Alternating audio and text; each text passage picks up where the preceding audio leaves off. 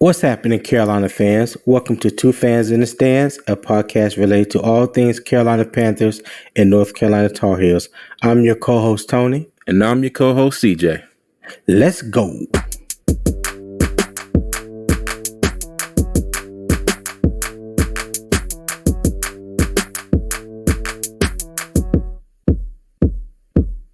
CJ, what's happening with you? How you feeling, bro? Well. It all depends. It all depends on what side of the spectrum you're on. I'm not feeling good about this season per se. Right. But, on the other hand, maybe this will bode well for us for the draft. But, and in another sense, I'm not too thrilled about that either. Because, like I mentioned before, you know how this team is. And as bad as we played lately, as good as we played in one game and lost, and as bad as we played in this past game and lost, there's still the chance that we might pull out a couple more wins during the season. And then, our draft is going to be a whole nother story. So I'm confused at the moment. Yeah, I'm sorry. I know that was a long answer to your question, but I'm damn confused at the moment. As a Panther fan, I am damn confused as hell. I get it. Right. I apologize for that long drawn out answer. Well, hey, no problem. Hey, I'm right there with you, bro. Like I really don't know. I don't really know what I'm looking for anymore. But let's get right to it. Okay. Well, what are you looking for Thursday? I sound crazy. I sound like I'm contradicting myself, but I'm asking you the question. Yeah. I don't know what I'm looking for no more, but then I'm going to ask you, what are you looking for in this Thursday night matchup with the Falcons? Well, you know what? I'm going to bring back bring back CJ's shit they need to do list, okay? And I'm going to make this real brief. All right, talk about it. One, PJ Walker from the previous Falcons game needs to show back up. Okay. Deontay Foreman and hopefully for my fantasy team, Chuba Hubbard, in tandem shows up. Okay. And if it's just Deontay Foreman, his same game that he had in Atlanta, I'll take it. Okay. Right. DJ Moore from two games ago needs to show up. Terrace Marshall from 2 games ago and this past week in Cincinnati, I would take him too. All right. Right. But the biggest that would do good for my fantasy team. I got him on fantasy. Yeah. But the biggest thing is this sham of a defense that we've seen the past 2 weeks. They need not show up. Yeah, they don't need to show up at all. We need to you know how you update software, and we done hit version what is this, week 10? We need to revert back to version 7 because version 8 and version 9 is just trash. It's terrible. Yeah. We need to revert back to what was it 3 weeks ago as far as them. Go ahead. It's just like updates in the software where they always talk about where they fix this bug and that bug, but then they reverse back to doing the same old thing. Yeah. It's like if we were recording this and our software updated and then now you can hear me, but I can't hear you. Then we get another fix. And you know what I mean? And no, I got it. When we all said and done, everything is produced, we got half the sound or a quarter of the sound, or there's a beeping in the background or a buzzing or a humming or something. It was version 7 was great. Version 8 was a step back, but the offense stepped up. Version 9 was just a complete glitch out. It was like a glitch in the Matrix, and it was bad to watch. It was bad. Yeah, I know. I I keep saying the get right Panthers, and they were the get right Panthers last week for Joe Mixon, and in a sense they were the get right Panthers the week before that for Kyle Pitts, and even Mariota, he had 2 picks, but he had three touchdowns, passer rating of 105. So right. As far as my shit that they need to do, Liz, PJ Walker needs to step back up. Our offense needs to step back up. We don't need our offensive line to be the bright spot again, this week. We need others to step up too. But, the shit that doesn't need to happen is this same defense from the past 2 weeks. They don't need to show up at all. They don't need to show up at all, because you got to think about the Falcons, and now you bring into the equation Cordero Patterson, or in fantasy football I call him Cordero Statterson, because I drafted him in a few leagues, right? But he has a nose for the end zone, and that read option that they ran, they totally confused the Panthers, So Cordell Patterson looked like Joe Mixon in an Atlanta Falcons uniform. Yeah. Pretty much. Yeah. And it's crazy because he had a quiet game yardage wise last week.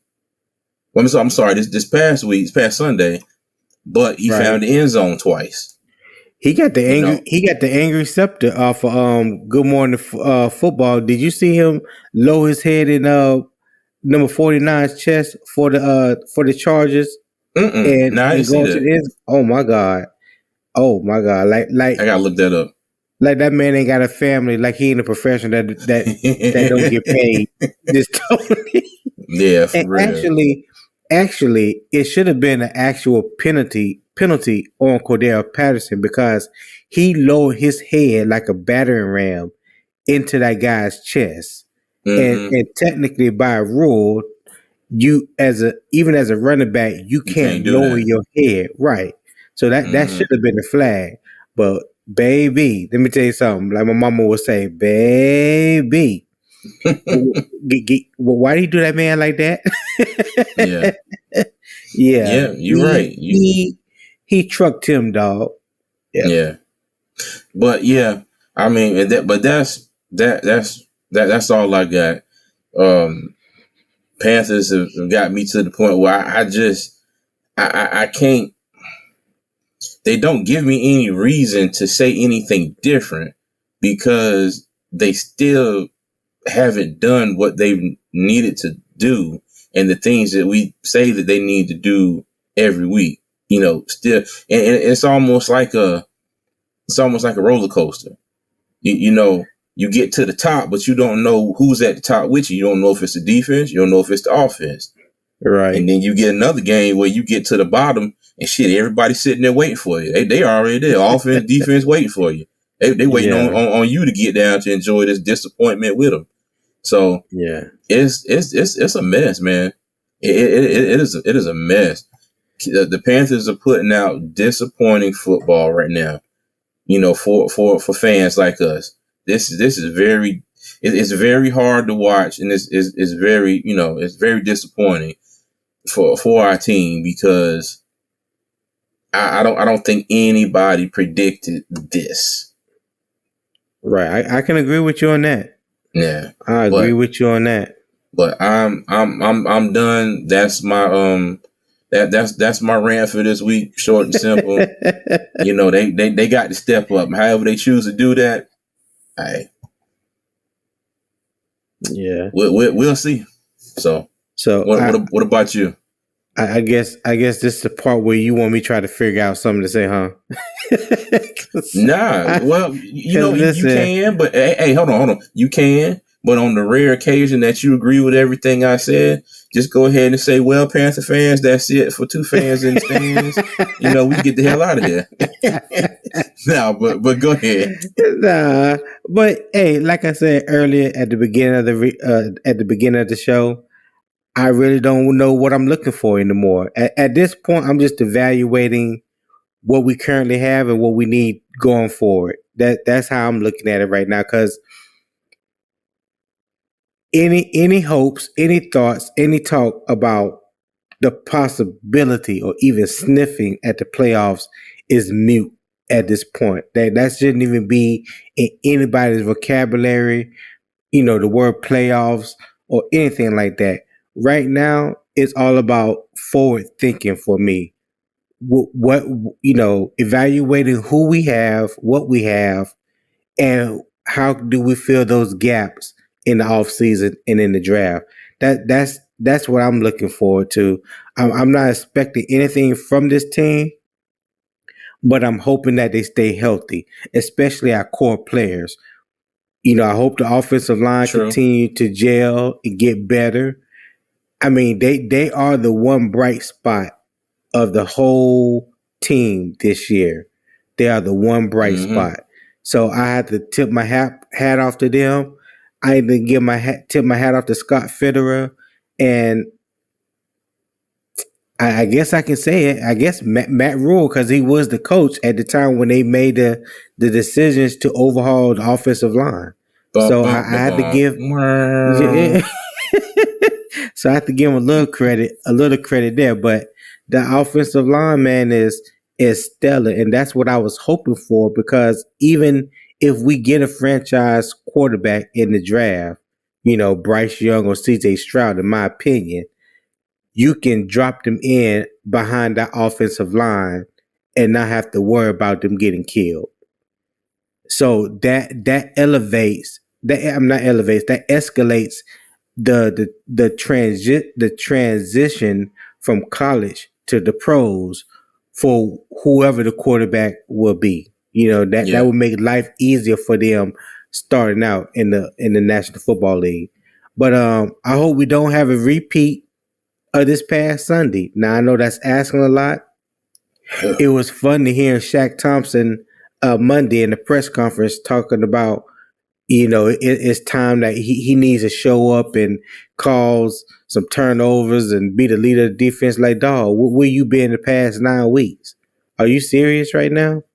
He need to put Like, them shoulders away. I couldn't even take what he was saying as I couldn't put no respect on it. I couldn't. Mm-hmm. I took it with a grain of salt, and I'm like, dog, you should have been like this since day one. You are the eldest Mm-hmm. statesman on the defense. You are a captain. Yeah. You are the one person on the team that knows what keep pounding truly mean. You know what the team looks like to be on the winning end of it since you've been on that Yes. team in 2015. You know Mm-hmm. about the culture. You know what I'm saying? Week Mm-hmm. 10 is not the week that you should decide to live up to that. So I was kind of taken aback by what he said. It kind of offended because I'm like, you should have been doing this from day one. So, but Exactly.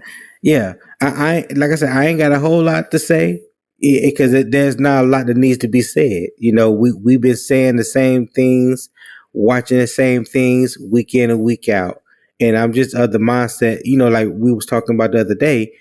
I really feel like how we overhauled the offensive line this past off season. I feel like we need to do the same thing with the defense. There are about 4 or 5 core players on Preach. defense that you can build around. Everybody Mm-hmm. else, you could throw the baby out with the bathwater, as far as I'm concerned. Yes, sir. Pack the Yeah, bags and toss them on yeah. out on Mint So Street. I'm looking for a overhaul of that defense. Derek Brown, J.C. Horn, Brian Burns, Jeremy Chin, and Xavier Woods. They solid mainstays, and that's 5 out of 11 that you can Mm-hmm. build around. You need to give Jeremy Chin. I mean, not Jeremy Chin. You need to give J.C. Horn some help on the other side of the ball as far as playing corner. I know we've seen glimpses of Dante Jackson and C.J. Henderson, but we need consistency, and neither one of them brings that. So we need Yeah. that. We need somebody to play along Derek Brown, Matt Mm-hmm. Ioannidis. He's been okay this year, but we need better production from the other defensive tackle, and we need better production from another defensive end. Yetur Gross-Matos has not been in whatsoever unless a light bulb turns on. All of a sudden, the rest of the season or possibly in the off season, that's a position that definitely needs to be upgraded as well. So in our linebacker core, listen, you can throw the whole linebacker core away, except maybe Frankie Louisville, But Yeah. Shaq Thompson and Damian Wilson, no, it's a wrap. Yeah, it's a wrap. So Yeah. that's just how I feel about that. But I have two questions. Question number one: do you think PJ Walker should have gotten the start Thursday night? Well, I'm not against it because, like Steve Wilkes said, he could have benched the whole team. Right. He could have benched the whole team. And I think we were talking earlier, and you mentioned, he knows how it is to be handed something, and then at the first sign of trouble, you gone. You fired. In his case, he was fired, and you snatched the job back. And we've had 4 weeks. We had first 4 games. First 5 games of Baker Mayfield, of Baker Mayfield out there looking like he was playing double dutch in the backfield, jumping around, patting the ball, throwing it, getting batted down and stuff. So is it possible? Is it possible to play double dutch and patty cake at the same time? I'm just asking for a friend because somebody ain't no. Is it possible? We seen it for 5 weeks. We saw it for 5 weeks. So, but to his credit, he did look better in the second half in Cincinnati. Now, I don't know how much he did. Yeah, he did. But I don't have an issue with PJ Walker getting another start, and it's a short week. Baker been running with the scout team, second team. Hell, there was a clip going around, and he lined up as a defensive lineman. And, I guess it's one of those situations where he was like, "I'll do anything you need me to, boss. Let me help." Which it's not bad, but I don't have an issue with PJ getting another start. He go out there and go 3 for 10 for 9 yards in the first half again. Then you can't do that 2 weeks in a row and then expect to keep your job the next week when we got this revolving door of quarterbacks. Yep. That's definitely not a way to audition, my friend. No, not at all. That's definitely not a way to audition. Okay. So question number 2, this is my last question, then we can wrap it up. Do you believe Baker will see 70% of the offensive snaps this year? Because right now he's currently at 61%. 61? Yeah. So if he stays below that 70, the Panthers give up a 5th round draft pick, right? If he goes over 70, we have to give up a 4th.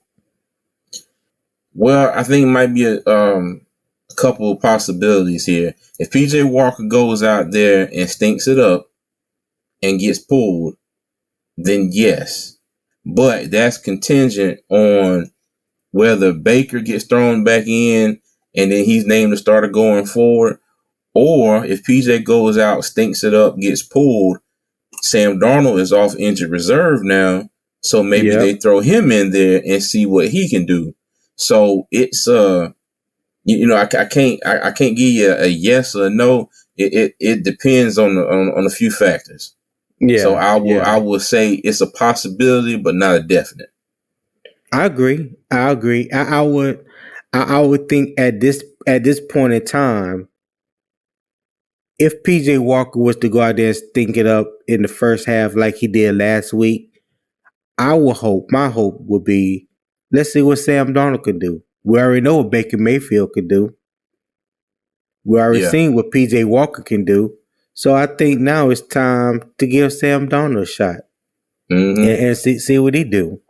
And honestly, I think the fact that the defense played like total shit 2 weeks in a row, and we just had that total, fart of a game last week, kind of kind of helped him out in the fact that, they're looking at like, hey, it's not on you. You're not the only one playing bad. Now, if the defense would have went out there and not given up 35 points in the first damn half, and he was 3 of 10 for 9 yards, and say we were only down, 14-0, or hell, even 21-0, that wouldn't have looked good for him at all. But it was all around, bowl of garbage juice this past week. So I think that kind of he showed no ability to move the offense last week. None. Now, mind you, I don't put it all on him, but a lot of it do go on him. And I say that because the offensive line kept you clean. You had a good pocket. Yep. All you had to do was complete the throws, whether they were, where you were throwing, whether you was throwing a screen or quick out or, dumping the, over the middle, whatever the case may be. That's your job to complete those passes.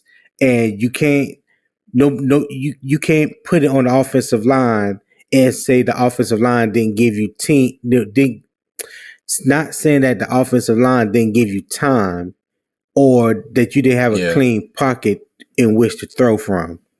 All those things are not true. So you have to take the brunt of that responsibility, Oh, yeah. Yes, sir. You're right about that one. Well, how you doing fantasy football league this week? Man, let me tell you, I got my ass beat again. You ain't the only one. Yes. Let me just go get my ass whipping out the way.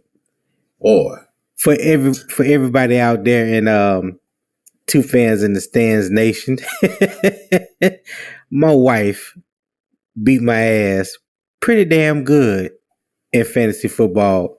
And mind you, I have to say this in my defense. I helped her set up the lineup that beat me this week. Let me just throw that out there. But you know what though? But you know what though? I'll give you credit. The same person that helped her, beat you, was the same person in another league for me that led to me losing. And Joe Mixon. And who let him score 5 total touchdowns, 153 yards rushing, 40-something yards receiving? The damn Carolina Panthers. The Carolina Panthers. So our own team, screwed us emotionally as fans and in fantasy football world. It be your own people. It be your own people. You're right about that. Like, damn, I can't win for losing this past Sunday. I was like, and then she gonna say the other morning before she went to work, she was like, Did you see the final score? I was like, no, but I ain't had a chance to look at the final score yet. She talking about, well, you want me to screenshot it to you? Want me to screenshot and send it to you? I was like, this Negro here, if you don't get your ass out of here and go to work. But yeah, I lost to the wife this week. I ain't tripping. It is what it is. But like I told her, this would be the first and the last time I help you with your lineup ever again. It's a wrap. Man, let me tell you. But you know what, though? It is funny because even if Joe Mixon wouldn't have scored a single point, you still would have lost. That's how big the gap was. I got to give. I got to give her credit, and got give you credit for helping out. But yeah, that lineup was that lineup was impeccable this week. Yeah, she had a hell of a lineup. She had a hell of a lineup this week, and she left a lot of points on the bench. Tell you, man. Now, why you gotta do that? Why you gotta go there? Why not? I'm just talking about the current starters that she had. We ain't even talking about the bench. Well, you may not have brought it up, but I did. Let's just say that she had a great win. She had a great win, and she is She is wallowing in her success. Let's say that. Bro, great ain't the word, man. Great ain't the word. She was two. she was 2 points from dropping 200 on you, man. Yeah. All right, let's go and get out of here. I'm tired of this. Like, all right, go ahead. What you're not gonna do is keep acting like this. Well, that would do it for us, 2 Fans in the Stands Week 10 preview of the Carolina Panthers versus the Atlanta Falcons at Bank of America Stadium in Charlotte, North Carolina. Kickoff is at 8:15 p.m. Eastern Standard Time. Check us out after the game as we give a full game recap of the Panthers and Falcons matchup. As always, Panthers Nation, keep pounding.